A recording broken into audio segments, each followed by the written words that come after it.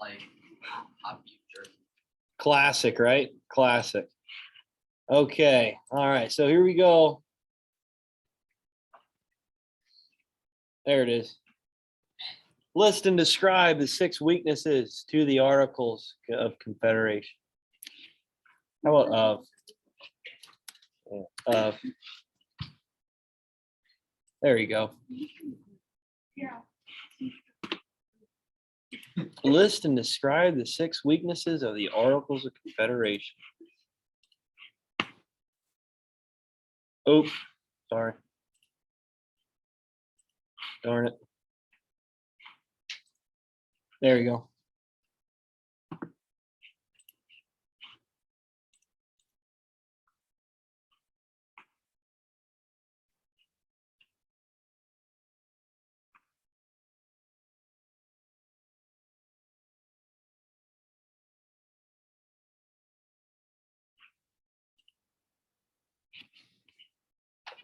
Terrence, you have dirt pun too. So Miss Burien. No. What? Must be the best class ever.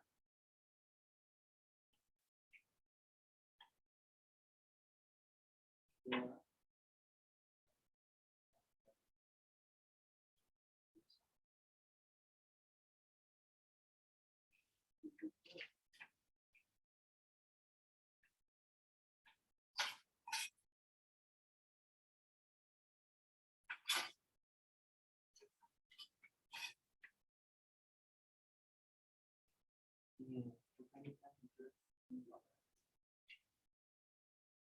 You have gummy worms in there.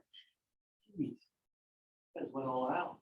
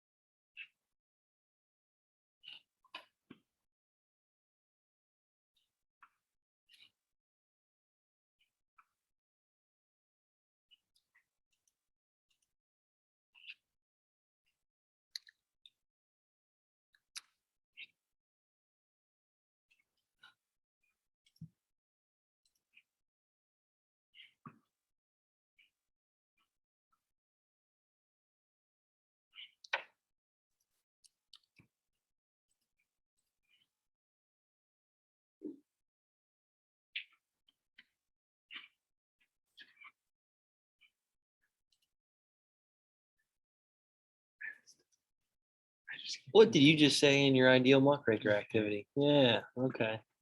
Yeah, go ahead. Hurry up.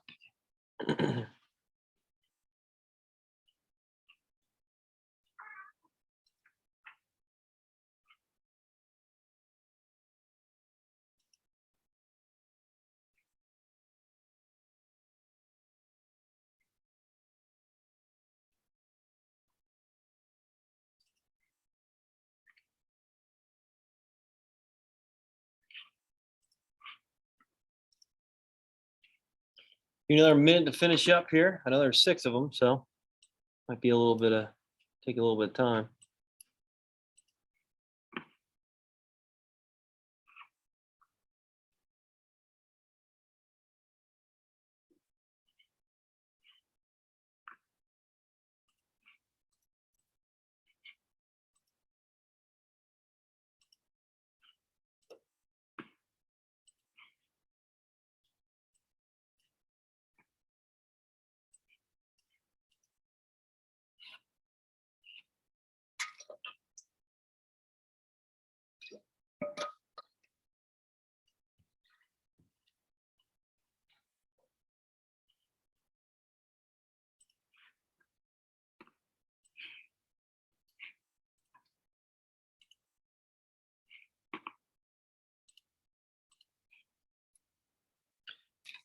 Okay, so let's go over this real quick, guys. So number one, well, give me one problem of the Articles of Confederation. Give me one of them. What's one weakness? Jeffrey, go ahead. They were not allowed to make cash. Okay, so no standard currency, right? So each state had their own form of currency, and why would that be an issue, Jeffrey? They weren't allowed trade between the two states to be allowed, and it wouldn't have the government be able to collect taxes for the same reason certain states and less other states. Okay, they could still trade. They could still trade, but what was the issue with it? Like, what was I guess, a headache when it came down to states trading with one another or purchasing or translating their currency into another state's currency? Jeffrey? Some states' money will be worth more than others. Yeah, good job, right? So with inflation, okay, so some states might print out a little bit more of their cash currency than others, which will result in the worth of that dollar being lower or some cases higher if they don't print out that many. Right. So yeah, depending on the economy, depending on inflation rates, this would be a huge headache. No one really knew exactly what their dollar was worth in other states. And it was really hard, especially with no technology whatsoever like we have today, to understand these rates and exactly how they would be beneficial or if they wouldn't be. All right, so these rates, okay, would be difficult to understand because there was no common currency. Awesome, good job, good job. What's another weakness described? Chase, go ahead. There was no taxation power.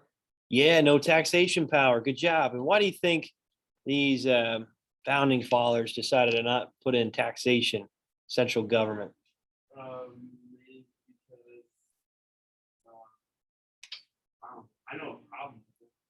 Why do you think the founding fathers said, you know what, I don't think it's a good idea to tax the people in the States? What do you think? What was the Revolutionary War pretty much fought over? These taxes, right? Yeah, without representation. So they thought, well, let's not make the same mistake here, right? Let's not try to cause rebellions or riots to happen all across these new unified states. Right? If we do this, this could cause a huge uproar. And we all know what taxes pay for, right? What do they pay for? Madden, military, good job. That's a big one. Right? We know the public services. We know maintaining social order, the authority. Okay, making economic decisions in times of need. Tanner, do you?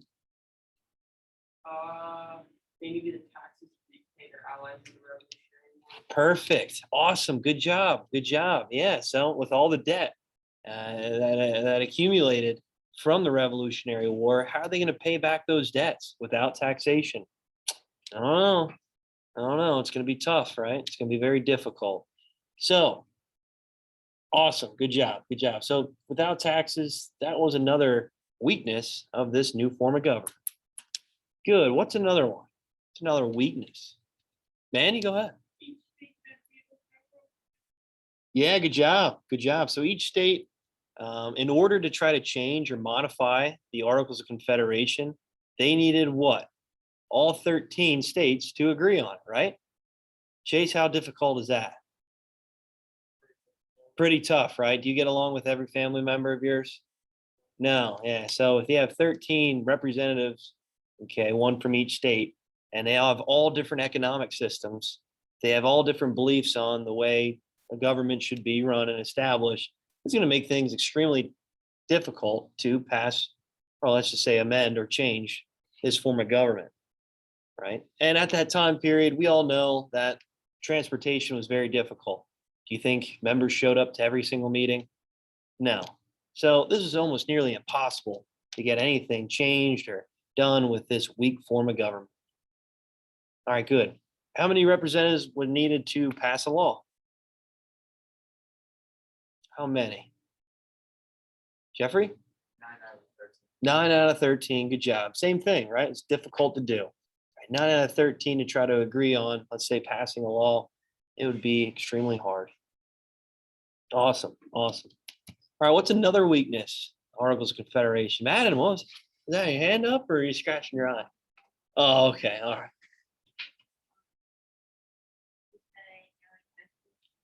Yeah, we didn't say that one yet. No executive. Good job. What does that mean?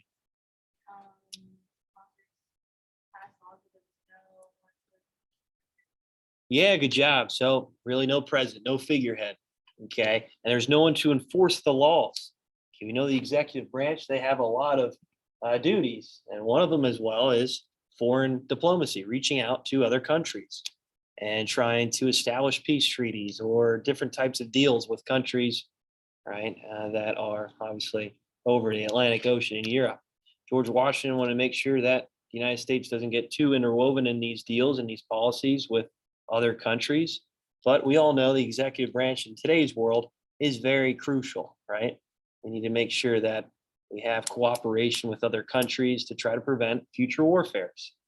And at that time in the 1700s, right, we're all the way across the Atlantic Ocean. Don't need to worry too much about the relationships too much, right? But still need to have some sort of allies. France was one of the biggest allies of the United States in those early times. And that's where a lot of our debt came from, right? That's who helped fund this war and helped fight off Great Britain.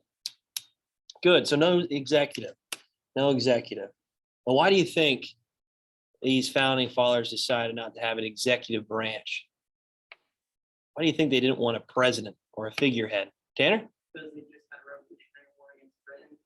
Yeah, because it's absolute monarchy, right? They didn't want it to seem like there was another monarch that was going to take hold or take leadership to look like this monarchy, this absolutism. All right, good, good, good. All right, what's another one? Coming down towards the end here. What's another one?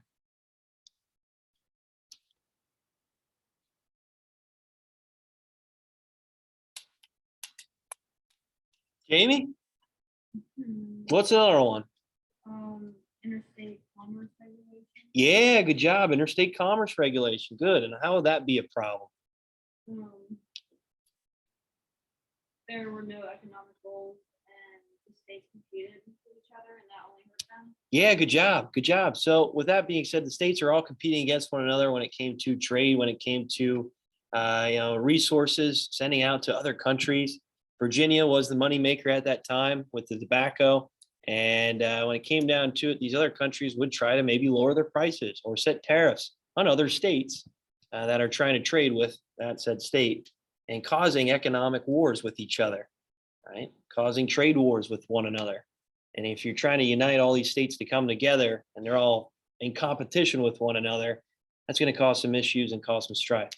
Yeah, competition is good to a certain extent, but when it comes to almost wrecking the whole state in general and acting like their own separate countries when it comes to trading with other countries, that'd be obviously overstepping their boundaries. So yeah, the weak central government had no ability to control that interstate commerce, the trade with other countries. Virginia literally acted like its own country. Okay, Pennsylvania, same thing. Maryland, you name it. All right, and I think there's one more yet we didn't mention. What was the last one? Last weakness. Last weakness. Sarah, do you have this one? You don't have this one? Okay. Last weakness. Brock? Yeah, no national court. Good job. So there's no judiciary branch, right? There's no Supreme Court. There's no one to decide the issues or disputes amongst the states. Okay. And it was kind of done on only an individual state level. Good, good, good. So no judiciary branch, no national court. Right? No national court. All right. Are there any questions on the weaknesses of the Articles of Confederation? You guys good with that? Okay. So some achievements. What achievements came about from this form of government? Anybody know? Anybody know? Jeffrey? It's a reason for us to draft the Constitution. All right. Yeah, because it was so weak, right? Something had to change. Something had to come about this, right? Something had to be done in order to try to move the United States in the right direction. And yeah, one of them is try to set up a constitution, set up a stronger, sound form of government, central government. The Constitution would come about from that. So if you want to, in your notes, guys, just write down some of these achievements here of the Articles of Confederation. Yeah, so yeah, because of the weaknesses, this push for the states to all come together and agree that we need to have a stronger central government. Alexander Hamilton was one of the biggest motivators, one of the biggest pushes for this to advance the central government, advance the national government, become a little bit stronger. And a lot of people oppose this. Why do you think? Why do people oppose Alexander Hamilton's belief and idea that central government should be stronger? What do you think, Jeffrey? Go ahead. Full thing with Britain and the mark. Yeah, good job. Good job. So if there's a stronger central government, this kind of goes against everything these founding fathers tried to establish and set up in the first place.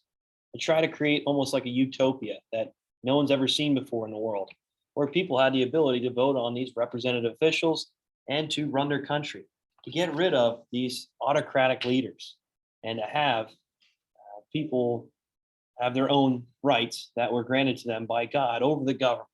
The government couldn't infringe on these rights. Good, good, good. All right, another one was the Treaty of Paris, 1783. So throughout all these issues, throughout all the national debt that accumulated, well, one good thing is that we did win the Revolutionary War. We established peace treaty with Great Britain, and we claimed a lot of land here in obviously what we know as the United States. Expanded from the Atlantic coast. Well, let me pull Mississippi River, and from the Great Lakes all the way down to the border of Georgia. Oh, this one's not really good either. I'm sorry, guys. You guys get what I'm saying. You know what the map looks like. All right, so Atlantic coast all the way down to Atlantic coast all the way out to the Mississippi River, Great Lakes all the way down to really the bottom of Georgia. Okay, Florida was still kind of controlled by Spain at that time. And a little bit of time, they'll just give that up to the United States. What else? What else? What else do you think was established? And I guess you say achievement of the Articles of Confederation. What do we think? So all this new land, what's going to be established there? New what? So their territories at the moment at that time, but what will they eventually be? Come on. What's that? States. Yeah, states. Good job. And the Articles of Confederation made an agreement with all these states like Pennsylvania, like Maryland, like New York. Once they expand out into the frontier, this will almost make it a limit to these states like Pennsylvania. And this will allow territories to become states like Ohio to have this equal rights as these states that were already established, like Pennsylvania, like New York. So these territories that are now joining in as states like Ohio, like eventually West Virginia will break off, okay, like Kentucky, like Michigan, they will become states and have the equal rights as these other states that are already formed in the 13 original states. So this was called the Northwest Ordinance. Okay, you want to write that down? That'd be important. Northwest Ordinance.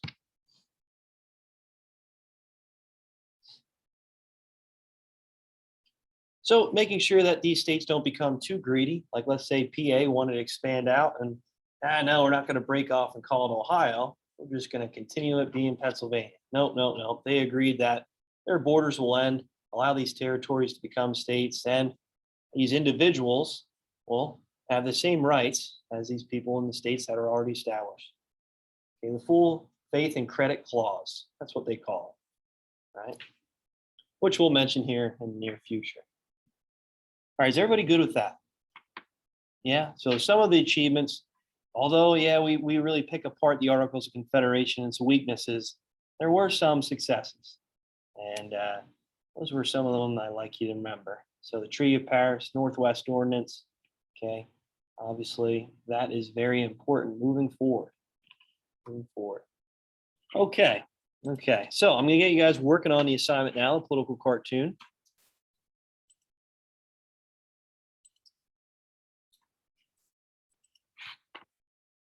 So I'll pull that up for you now.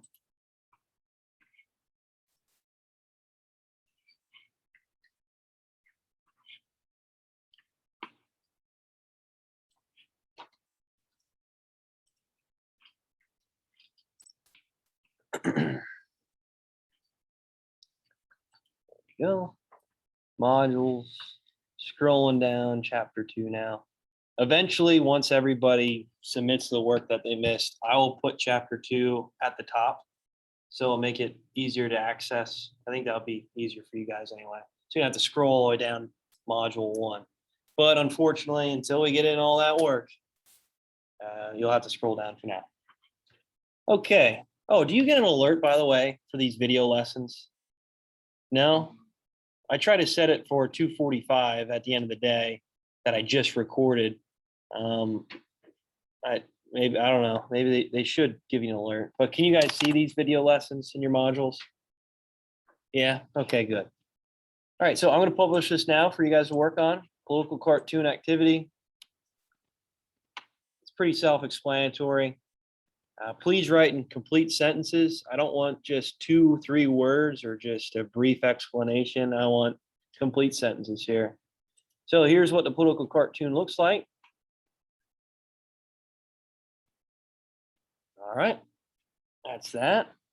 I'll keep this up on the board then for you guys to refer back to if it's too much of a pain going back and forth. I know that could be a pain. And you're just going to fill out this assignment here. The political cartoon analysis worksheet. Okay, you guys got it? You know what we're doing? Awesome. Awesome. So let me pull this up for you now. You guys can work on this for the remainder of class. Oh, how nice is that?